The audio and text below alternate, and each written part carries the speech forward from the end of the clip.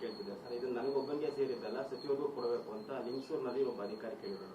ಇದು ಕಾಮನ್ ಇದ್ರಿ. ಈಗ ಸರ್ಕಾರದ ಎಲ್ಲ ಮಂತ್ರಿಗಳು ಅವರು 2.5 ಟರ್ಮ್ ಮುಗಿದೋಗಿದೆ ಅವ್ರದ್ದು. ಆಲ್ಮೋಸ್ಟ್ ಅಲ್ಲಿ 20 ಜನ ಮಿನಿಸ್ಟ್ರದು. ಈಗೇನೋ ಗ್ರೇಸ್ ಸಿಕ್ಕಿದೆ ಅವ್ರಿಗೆ. ಅದರಲ್ಲಿ ಏನೇನು ಲೂಟಿ ಮಾಡಬೇಕು, ಲೂಟಿ ಹೆಂಗೂ ಹೋಗೋದು ಗ್ಯಾರಂಟಿ ನಾವು ಅಂತ ಲೂಟಿ ಮಾಡಬೇಕು ಅಂತ ಎಲ್ಲ ಅಧಿಕಾರಿಗಳು ಮಂತ್ಲಿ ಫಿಕ್ಸ್ ಮಾಡಿಬಿಟ್ಟಿದ್ದಾರೆ. ಅಬಕಾರಿ ಇಲಾಖೆಯಲ್ಲೂ ಮಂತ್ರಿ ಫಿಕ್ಸ್ ಮಾಡಿದ್ದಾರೆ. ಅರ್ಬನ್ ಡೆವಲಪ್ಮೆಂಟಲ್ಲಂತೂ ಕೇಳೋನಿಲ್ಲ, ಅಡಿಗೆ 100 ರೂಪಾಯಿ ಕೊಡಬೇಕು, ಪ್ಲಾನ್ ಸ್ಯಾಂಕ್ಷನ್ 100. ಈ ಖಾತಾಗಂತೂ ಪ್ರತಿ ಮನೆಗೂ ಕರ್ನಾಟಕದಲ್ಲಿರೋಂಥ 7 ಕೋಟಿ ಜನ ಏನಿದ್ದಾರೆ ಅಷ್ಟಕ್ಕೂ ಈ ಖಾತಾ ಹೆಸರಲ್ಲಿ ದಾಂಧಲೆ, ದೊಂಬಿ, ಲೂಟಿ, ಕರಪ್ಷನ್. ಒಂದೊಂದು ಈ ಖಾತಾ ಮಾಡೋಕ್ಕೂ 10 ರಿಂದ 2 ಲಕ್ಷ ರೂಪಾಯಿವರೆಗೂ, 10,000ದಿಂದ 2 ಲಕ್ಷ ರೂಪಾಯಿವರೆಗೂ ಕೂಡ ಓಪನ್ ದಂಧೆ. ಇದು ಓಪನ್ ದಂಧೆ. ನಾನು ಆ ಅಧಿವೇಶನದಲ್ಲೇ ಕೂಡ ಫೋನ್ ಪೇ ನೋಡಿದೆ. ಫೋನ್ ಪೇನಲ್ಲಿ ಲಂಚ ಕೊಟ್ಟಿರೋದನ್ನ ಈ ಸರ್ಕಾರ ಫೋನ್ ಪೇ ಲಂಚ ಸರ್ಕಾರ. ಇದು ಫೋನ್ ಪೇ ಲಂಚ ಸರ್ಕಾರ. ನಾನು ದಾಖಲೆಗಳ ಕೊಟ್ಟಿದ್ದೀನಿ. ಇನ್ನೂ ಒಂದಲ್ಲ, ಇನ್ನೂ 10 ದಾಖಲೆಗಳು ಇದೆ ನಮ್ಮ ಹತ್ರ. ಮೊನ್ನೆ ಅಸೆಂಬ್ಲಿಯಲ್ಲೂ ಇದನ್ನ ತೋರಿಸಿದ್ದೀನಿ. ಅಷ್ಟಾದ್ರೂ ಇವರು ಯಾವ ಅಧಿಕಾರಿ ಮೇಲೂ ಕ್ರಮ ಇಲ್ಲ. ಯಾವರ ಒಬ್ಬ P1 ಅಂಥವ್ರನ್ನ ಸಸ್ಪೆಂಡ್ ಮಾಡ್ತಾರೆ. ಯಾಕೆಂದ್ರೆ ಇವೆಲ್ಲ ಪೂರ್ತಿ ಮಂತ್ರಿಗಳಿಗೆ ಲಂಚ ಹೋಗ್ತೈತೆ. ಆ ಲಂಚ ಮಂತ್ರಿಗಳಿಗೆ ಹೋಗೋದ್ರಿಂದ ಯಾವ ಹಿರಿಯ ಅಧಿಕಾರಿಗಳನ್ನು ಮಾಡಲ್ಲ. ಆ ಪರಿಸ್ಥಿತಿ. ಇಡೀ ಕರ್ನಾಟಕದ ಎಲ್ಲ ಇಲಾಖೆಗಳು ಲಂಚಾವತಾರದ ಇಲಾಖೆಗಳು ತಾಂಡವ ಆಡ್ತಾ ಇದೆ. ಲಂಚಾವತಾರ ಅದು ಜಗತ್ತಿಗೆ ಗೊತ್ತಿರೋಂಥದ್ದು. ಪ್ರತಿ ಜನನೂ ಹೇಳ್ತಾ ಇದ್ದಾರೆ, ಶಾಪ ಆಗ್ತಾ ಇದ್ದಾರೆ ಈ ಸರ್ಕಾರ ತೊಲಗೋಗ್ಲಿ ಅಂತ. ಒಂದ್ ಕಡೆ ಕಾಂಟ್ರಾಕ್ಟರ್ಗಳು ಶಾಪ ಆಗ್ತಾ ಇದ್ದಾರೆ, ಒಂಥರ ಆಸ್ಪತ್ರೆಯಲ್ಲಿ ರೋಗಿಗಳು ಶಾಪ ಆಗ್ತಾ ಇದ್ದಾರೆ, ಈ ಖಾತಾ ಮಾಡೋಕ್ಕೆ ಆಗದೆ ಇರುವಂತ ಜನಸಾಮಾನ್ಯರು ಶಾಪ ಆಗ್ತಾ ಇದ್ದಾರೆ. ಇದು ಶಾಪಗ್ರಸ್ತವಾಗಿರುವಂತ ಸರ್ಕಾರ ಇದೆ.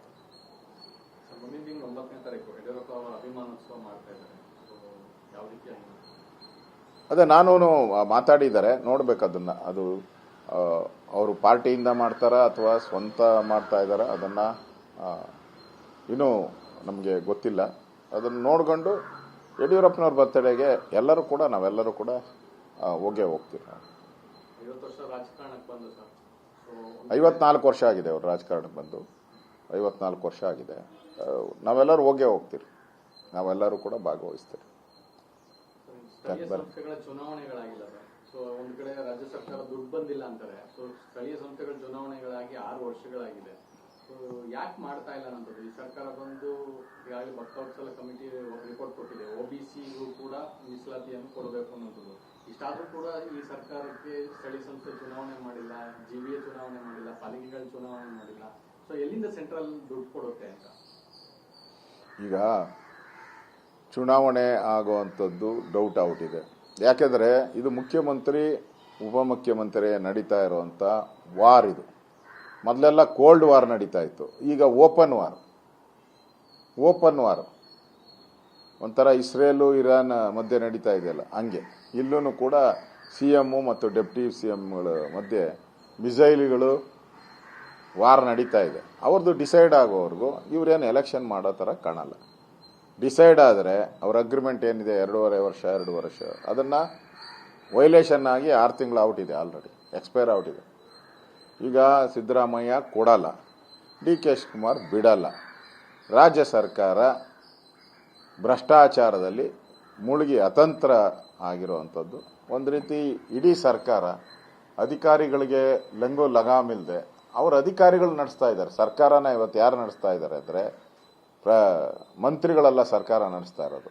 ಎಲ್ಲ ಅಧಿಕಾರಿಗಳು ಸರ್ಕಾರ ನಡೆಸ್ತಾ ಇದ್ದಾರೆ. ಅವ್ರ ಮನಸ್ಸಿಗೆ ಬಂದ ಮೇಲೆ ಆಗ್ತಾ ಇದೆ. ಇನ್ಮೇಲೆ ನೋಡಿ ತೆರಿಗೆ, ಈಗ ಎಲೆಕ್ಷನ್ ವೋಟಿಂಗ್ ಆದ ಮಾರನೇ ದಿನದಿಂದ ನಿಮಗೆ ಎಲ್ಲ ದರಗಳು ಏರಿಕೆ ಮಾಡ್ತಾರೆ. ಈಗ ಮೊನ್ನೆ ಎಲೆಕ್ಟ್ರಿಸಿಟಿ ಚಾರ್ಜನ್ನು ಜಾಸ್ತಿ ಮಾಡಿದ್ರು 56 ಪೈಸೆಯನ್ನು. ನೆಕ್ಸ್ಟ್ ಈಗ ಆಲ್ಕೋಹಾಲ್ ಮೇಲೆ ಮಾಡ್ತಾ ಇದ್ದಾರೆ. ಹೇಳಿರ್ತೀನಿ ರಾಜ್ಯದ ಜನತೆಗೆ, ಯಾರ್ಯಾರು ಎಣ್ಣೆ ಹೊಡಿತಾರೆ ಅವರೆಲ್ಲರೂ ತಯಾರಾಗಿರಿ. ನೀವೆಲ್ಲ ಎಣ್ಣೆ ಹೊಡೆಯೋರೆಲ್ಲ ತಯಾರಾಗಿರಿ. ಹಾಕೋದಿದ್ರೆ ಇವಾಗ ಏನಾನ ಪೆಗ್ಗಳು ಸ್ಟಾಕ್ ಮಾಡ್ಕೊಂಬಿಡಿ.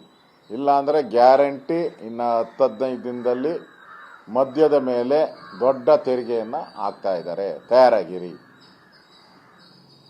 ಅದಾದ್ಮೇಲೆ ಪೆಟ್ರೋಲ್ ಮೇಲೆ, ಡೀಸೆಲ್ ಮೇಲೆ ಅದು ಕೂಡ ಜಾಸ್ತಿ ಆಗ್ತೈತೆ.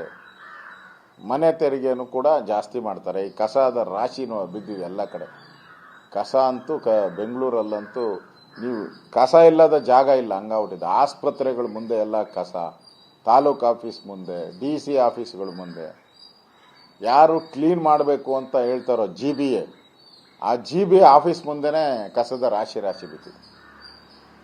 ಯಾವ ಕಮಿಷನರ್ ಇದಾರಲ್ಲ, 5 ಜನ ಕಮಿಷನರ್ಗಳಿದ್ದಾರೆ, ಅವ್ರ ಮನೆ ಮುಂದೆನೇ ಕಸದ ರಾಶಿ, ಅವ್ರ ರಸ್ತೆನೇ ಕಸದ ರಾಶಿ ಬಿದ್ದೈತೆ. ಎಲ್ಲ ಕೈ ಕಟ್ಟಿ ಕೂತಿದ್ದಾರೆ. ಯಾಕಂದ್ರೆ ಹಣ ಇಲ್ಲ, ಪಾಪರ್ ಔಟಿದೆ. ಈ ಗ್ಯಾರಂಟಿಗಳಿಗೆ ಹಣ ಹೊಂದ್ಸಕ್ಕೆ ಹೋಗಿ ಅಭಿವೃದ್ಧಿ ಕಾರ್ಯಗಳೆಲ್ಲ ಕುಂಠಿತ ಆಗೋಗಿದೆ. ಅದರಿಂದ ಈ ಕಸದ ರಾಶಿ ಕರ್ನಾಟಕದ ನೀವು ಯಾವುದೇ ಹೈವೇಗೆ ಹೋದ್ರೂ ಕೂಡ ಕಸ ಅಂತೂ ರೋಡಲ್ಲಿ ಬಿದ್ದಿದೆ.